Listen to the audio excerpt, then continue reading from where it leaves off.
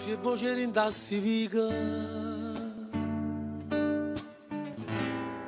suo profumo ripanna a pisa,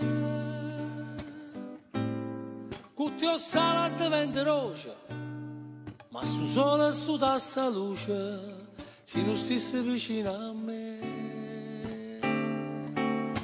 Tu come l'acqua e mare, fai a bruciare ferite, poi mi fai sanare.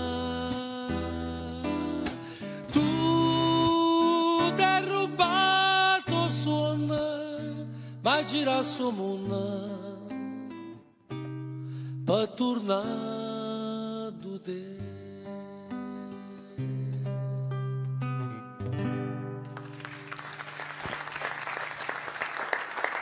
Ciro Sciallo, grazie. Sì, grazie. Che ci hai proposto questo piccolo Questo è brano. un frammento di Acqua e Mare, un pezzo dedicato a Napoli. Poi infatti se tu come all'Acqua e Mare fai bruciare ferite, ma poi fai Senà. La stessa cosa vale anche per la squadra, no? Del Napoli.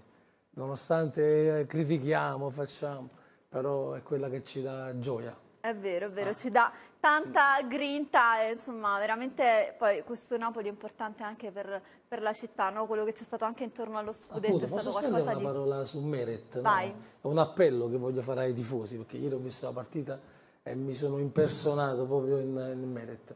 Noi dobbiamo fare tutto per, secondo me, sostenere Meret, perché Meret ieri ha evitato pure qualche gol veramente che era quasi gol. Noi se lo sosteniamo, secondo me Meret darà il meglio Merita di sé. fiducia. Merita di essere sostenuto. Hai visto, stratega? Lo sosteniamo in panchina.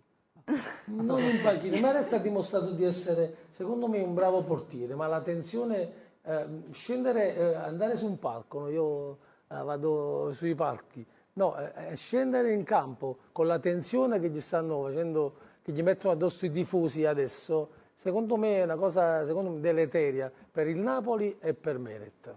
Lo dobbiamo sostenere. Sosteniamo Merette! Allora... Quindi lanciamo questo hashtag Forza Merette, lo lanciamo sui social?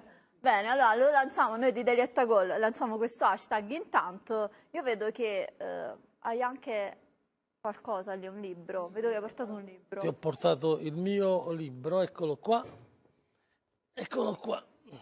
tra le rughe del mio cuore. L'hai scritto tu quindi? Sì, questo è un libro che è stato presentato Facciamo vedere?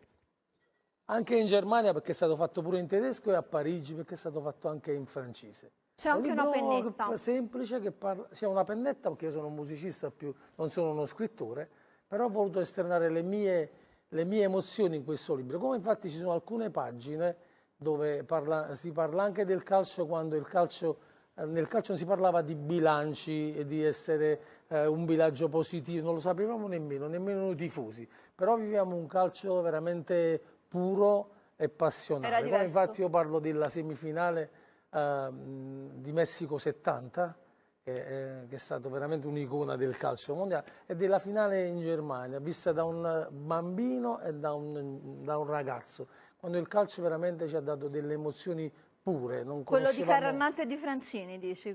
Non ho capito. Il calcio di Carannante e di Francini. Appunto, io ho seguito loro, voglio dire, a San Paolo, ho seguito il Napoli con Calaione nel 2004, 2005, 2006, quando il Napoli, voglio dire, doveva rinascere, forse c'è stata più passione in quei momenti. Lo scudetto, questo scudetto qua, forse è lo scudetto dell'anno scorso, non so se Antonio è d'accordo con me, è quello che diciamo ha rovinato un po' le cose in quest'anno, perché noi non possiamo dare più di quello che abbiamo dato l'anno scorso. Allora qualsiasi passo in meno all'anno scorso è una delusione per i tifosi. Io leggo Enrico Vanzina, Paolo Conticini. Sì, appunto, la prefazione l'ha fatta Enrico Vanzina, i commenti mi ha fatto Paolo Conticini, Ornella Vanoni, Claudio Lippi. È un libro che mi sta dando molte soddisfazioni. Sono curiosa di leggerlo, intanto lo poggio, ma dopo lo poggio qui. Per il momento, dopo voglio una tua dedica.